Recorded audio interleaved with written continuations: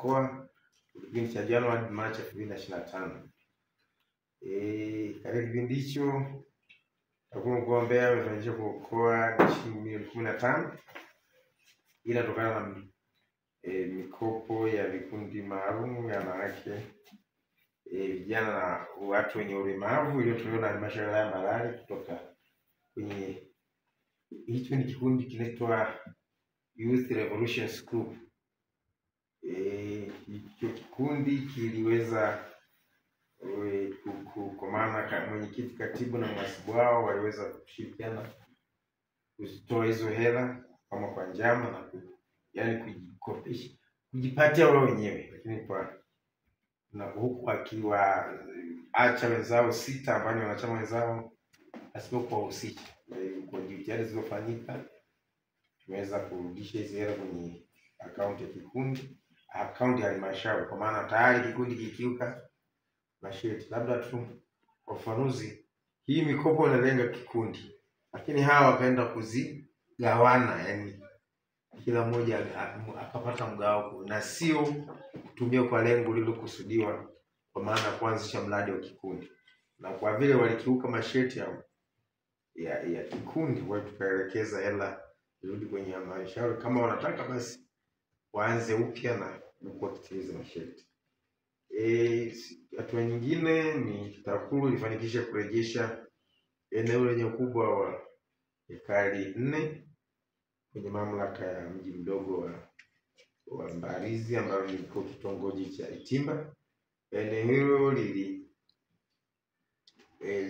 liko kwenye kata ya Utengule Usongwe, na ilikuwa katika mchakato wa kutaka kuuzwa isivyo halali na hicho kitongoji. Kwa hivyo kutokana na sababu hiyo tukazuia kupitia kwa kushirikisha ofisi ya mkurugenzi mtendaji wa halmashauri ya Mbeya. Tukumbuke kwamba kitongoji hakina mamlaka ya kumiliki wala kuuza, yani kumiliki au kuuza ardhi. Kitongoji ni kitongoji, sio mamlaka. Lakini baadhi ya vitongoji, si tu hichi ndani ya mji mdogo wa Mbalizi, vinajitwalia mamlaka ya kuuza maeneo ambayo haya maeneo sasa yako chini ya hizo halmashauri. Baada vile vijiji kufuta yako chini ya halmashauri au chini ya mamlaka mji mdogo, ndo hao wanajitwalia haya maeneo. Kwa hiyo wanajitwalia mamlaka ya kuuza haya maeneo. Kwa hivi kufuatia tukio hilo, pia TAKUKURU inaendesha mchakato kufuatilia tuma kama hizo kwenye maeneo mengine, yani ya vitongoji vingine, na pia tumeanzisha uchunguzi kwenye baadhi ya malalamiko yanayohusiana na mauzo ya ardhi kwenye hivyo vitongoji vilivyoko ndani ya mji mdogo. Na pindi itakapochunguzi ukamilika, basi hatua stahiki zitachukuliwa dhidi ya wahusika. Kwenye eneo la ufuatiliaji na utekelezaji wa miradi ya maendeleo, TAKUKURU ilibaini utekelezaji hafifu, ikiwemo upotevu wa vifaa vya mradi mmoja wa maendeleo wenye thamani ya shilingi bilioni 1,216,778,658. Mradi huu unahusu ujenzi wa matenki ya usambazaji wa maji, ambapo unaitwa maji Ibililo uliopo katika halmashauri ya Rungwe. Uchunguzi umeanzishwa ili kubaini wahusika wa upotevu huo. Aidha, kwenye eneo la ufuatiliaji wa miradi tuliweza kufuatilia miradi 32 yenye thamani ya shilingi bilioni 40,225,225,912 na senti 30. Miradi hii ilikuwa ya sekta ya ujenzi, fedha, maji, kilimo na majengo. Pia kwenye eneo la utekelezaji wa programu TAKUKURU Rafiki tuliendelea kama ilivyo ada, ambapo jumla ya kata 19 ziliweza kufuatilia, kwa maana ya kufanya vikao vya kuibua kero, ambapo jumla ya kero 72 zilibuliwa na wananchi katika mikutano ya hadhara na kupatiwa majawabu kutoka kwa watoa huduma. Uelimishaji tuliweza kuwafikia wananchi 31,679 ambao walipata elimu ya kuzuia vitendo vya rushwa kupitia uanzishaji klabu za kuzuia rushwa.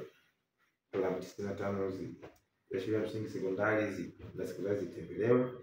Semina 39, mikutano ya hadhara 18, makala 8 pamoja na maonyesho 3.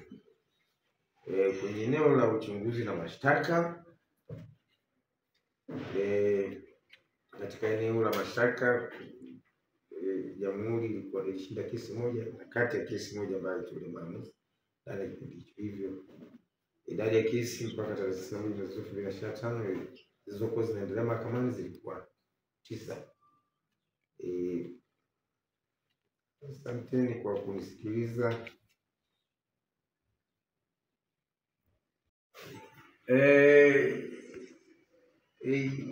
Kitongoji Idogumbi ni miongoni mwa vitongoji viko kwenye ndani ya mji mdogo wa Mbalizi. Na ni kweli kuna shilingi milioni 60 zililipwa kama fidia kwenye homeland wa ujenzi wa njia 4 wa barabara Ifisi Kuisaraga njia 4. Sasa na ni fidia kwenye eneo la kuchimba kifusi kwa ajili ya ujenzi wa barabara. Sasa moja ambalo tulibaini la kwanza kitongoji sio mamlaka, lakini izini kweli tukashangaa kwa nini hela zilienda moja kwa moja kwenye kitongoji.